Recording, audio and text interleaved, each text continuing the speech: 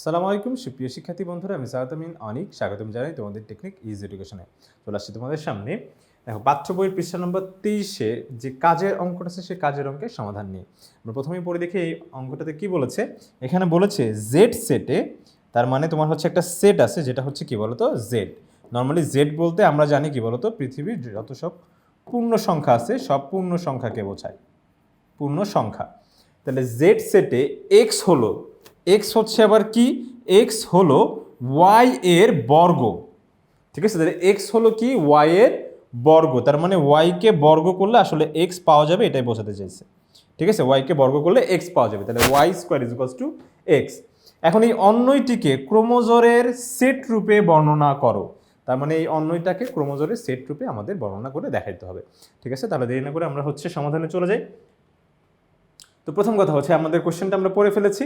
এখন আমরা যেটা দেখতে যাচ্ছি সেটা হচ্ছে কি বলতো, জেড হচ্ছে পূর্ণ সংখ্যার সেট। আমরা জানি পূর্ণ সংখ্যা হচ্ছে কি, পূর্ণ সংখ্যা একটু বলে নেই। পৃথিবীতে পূর্ণ সংখ্যা মানে হচ্ছে 0 +-1 +-2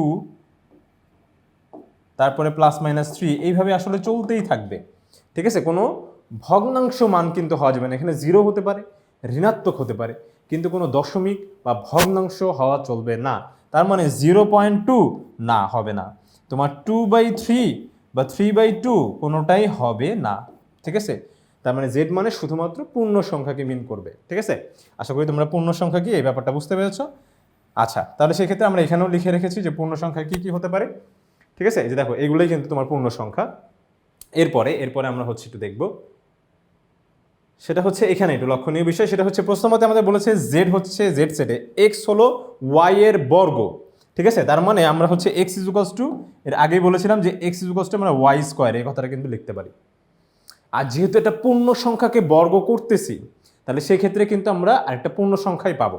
তার মানে 2 কে বর্গ করলে কত হবে বলো তো 4, এটাও একটা পূর্ণ সংখ্যা।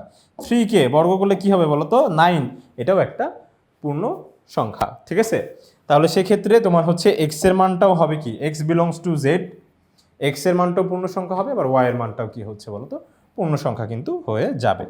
ঠিক আছে, আশা করি তোমরা এটা বুঝতে পেরেছো যে কেন বর্গ করলে পূর্ণ সংখ্যায় হবে। ওকে, আচ্ছা, এটা বুঝতে পেরেছি। এরপরে আমরা দেখব যে তাহলে সেক্ষেত্রে এই যে দেখো এখানে X is equals to Y square দেওয়া, X is equals to Y square, but actually আমরা তো তোমার ফাংশনটাকে ওয়াই এর মাধ্যমে চাই, যে ভাই ওয়াই থাক। একটা কাজ করি, তাহলে শুধু ওয়াই থাক, শুধু ওয়াই থাক।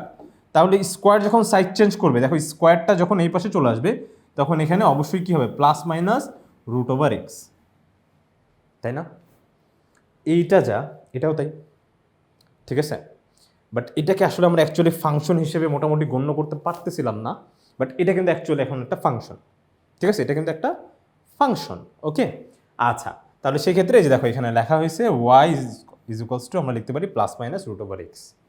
এখন এক্স এর মান কি কি হতে পারে, যেহেতু একটা কথা মনে রেখো ভাইয়া, যে রুটের নিচে কিন্তু কখনো, রুট এর নিচে কোনো ঋণাত্মক সংখ্যা কিন্তু দেওয়া চলবে না।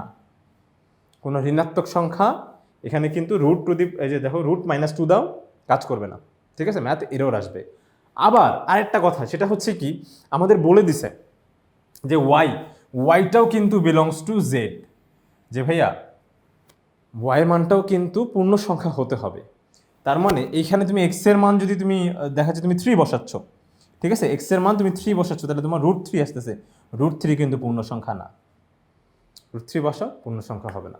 তার মানে এখানে তোমাকে অবশ্যই কি পূর্ণবর্গ সংখ্যাগুলো বসানো লাগবে। তো ভাই কি বলেন পূর্ণবর্গ সংখ্যা আবার কি জিনিস, একটু বলি। পূর্ণবর্গ সংখ্যা হচ্ছে যে সকল সংখ্যা অপর একটা সংখ্যার বর্গ, যেমন 2 বলতে না 4 হচ্ছে তোমার ধরো পূর্ণবর্গ সংখ্যা। কিভাবে, কারণ 2কে বর্গ করলে কি হয় 4। তারপরে 9 হচ্ছে একটা পূর্ণবর্গ সংখ্যা, কারণ কি যে 3কে বর্গ করলে 9 হয়। 100 পূর্ণবর্গ সংখ্যা, কারণ 10কে বর্গ করলে 100 হয়। কিন্তু আবার কেউ আবার বলো না যে ভাই 2ও তো তাহলে পূর্ণবর্গ সংখ্যা, না, কোনো সংখ্যাকে বর্গ করে 2 পাওয়া যায় না।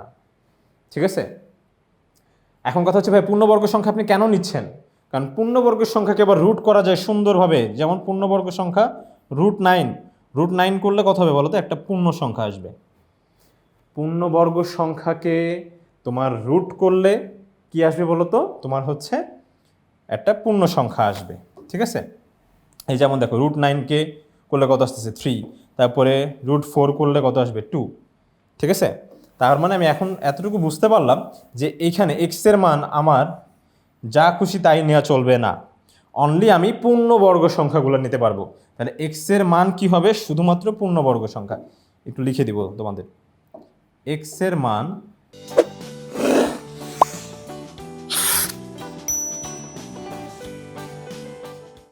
শুধুমাত্র পূর্ণবর্গ সংখ্যা হবে। ঠিক আছে, তাহলে পূর্ণবর্গ সংখ্যা হবে। তাহলে প্রথমে একটা পূর্ণবর্গ সংখ্যা যেমন 0 নেই, যেমন 0কে আবার হচ্ছে করলে 0ই আসে, রুট করলে 0ই আসে। তাহলে এক্স ইজ ইকুয়ালস টু 0 হলে তাহলে ওয়াইয়ের মানটা কত হচ্ছে আমরা দেখি, এখানে +-√0, তার মানে কত 0, +0 -0 একই কথা, তার মানে শুধু 0 হচ্ছে। তারপরে আরেকটা পূর্ণবর্গ সংখ্যা নেই 1। ঠিক আছে, 1 আবার 1-এরই বর্গ। ওকে, তাহলে হচ্ছে এটা কত হবে, y ইজ ইকুয়ালস টু +-√1। এটাকে তাহলে 1-এর বর্গই তো 1, তাহলে সেক্ষেত্রে 1কে রুট করলে 1ই হবে। তাহলে এখানে কিন্তু +-1 আসবে, তার মানে দুইটা মান আসতেছে। ঠিক আছে, এটা কিন্তু মাথায় রাখবে, এখানে দুইটা মান আসতেছে। তারপর আরেকটা পূর্ণবর্গ সংখ্যা 2 কিন্তু পূর্ণবর্গ সংখ্যা না, 2 নেওয়া যাবে না। তাহলে একের পরবর্তী পূর্ণবর্গ সংখ্যা হচ্ছে আমাদের 4 নেই, তাহলে +-√4, √4 করলেই কত হবে +-2। আরেকটা নেই, হ্যাঁ ভালো লাগবে, এই কটার একটু হবে, কারণ অগণিত চলতে থাকবে তো আমি ডট ডট দিয়ে দেখাই দিব যে আরও আছে। ঠিক আছে, এরপর হচ্ছে 9। তাহলে 9 হলে কি হবে, +-√9, এটা +-3। ঠিক আছে, তাহলে এখন আমরা লিখতে পারি যে তাহলে নির্ণেয় যে জোটটা হবে আর কি, যে সেটটা বা যে সেটের যে জোটটা হবে, সেই জোটটা হবে হচ্ছে কি, যে তোমার হচ্ছে এক্স এর মান যদি তোমার হচ্ছে কত হয় 0 হয়, তাহলে ওয়াইয়ের মানও কত আসতেছে বলো তো 0। তাহলে সেক্ষেত্রে একটা হতে পারে 0,0। আচ্ছা, আমরা হচ্ছে একটু সাজিয়ে লিখতে পারি বা নাও লিখতে পারি। তোমার হচ্ছে ধরো 0,0 একটা হবে, যে নির্ণেয় তোমার হচ্ছে সেট বা জোট। ঠিক আছে, তোমরা এখানে লিখতে পারো যে নির্ণেয় সেটটি হবে কি কি বলো তো, এখানে যেহেতু আরও আছে তাহলে ডট ডট দিয়ে দেখায় যে না সামনে আরও আছে। তাহলে হচ্ছে তোমার ধরো প্রথমে মিডিলে রাখবো হচ্ছে ধরো 0,0কে মিডিলে রাখো, তারপরে হচ্ছে তোমার একটু মাইনাসের দিকে যাও, তাহলে এক্সের ভ্যালু যদি তুমি 1 বসাও তাহলে কী আসবে বলো তো -1। তাহলে 1,-1টা একটু এদিকে রাখো, যে 1,-1।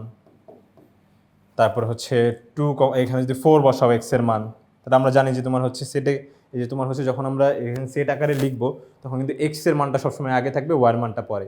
এক্সের মান আগে, ওয়ার মান পরে। ঠিক আছে, তাহলে এক্সের মান হচ্ছে যদি 4 হয় তাহলে ওয়ার মান কত হচ্ছে বলো তো তোমার -2। তারপরে এক্সের মান এখানে কমা দিয়ে দেখাবো যে আরও আছে। তারপরে এক্সের মান আবার 9 হলে তোমার এখানে হবে হতো কত বলো তো -3। তাহলে এইভাবে কিন্তু সামনেও যেতে থাকবে। আবার এরপরে প্লাস মানগুলো যদি একটু নেই, মানে এখানে ওয়াই এর মাইনাস মানগুলো আগে লিখছি, এখন ওয়াই এর প্লাস মানগুলো লিখবো। ওয়াই এর প্লাস মানগুলো যদি লেখো তাহলে সেই ক্ষেত্রে 1,1। দেখো 1 বসাইলে কি 1ও আসবে না, একটা তো -1 তো নিলামই, যেখানে 1,-1।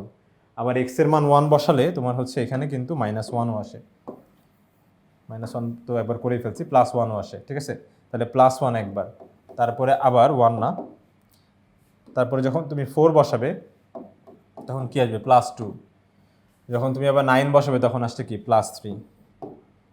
তাহলে এরকম করে কিন্তু সামনেও চলতে থাকবে, আমরা কিন্তু আর লিখবো না, যেভাবে ডট ডট দেখাবো যে আরও আছে।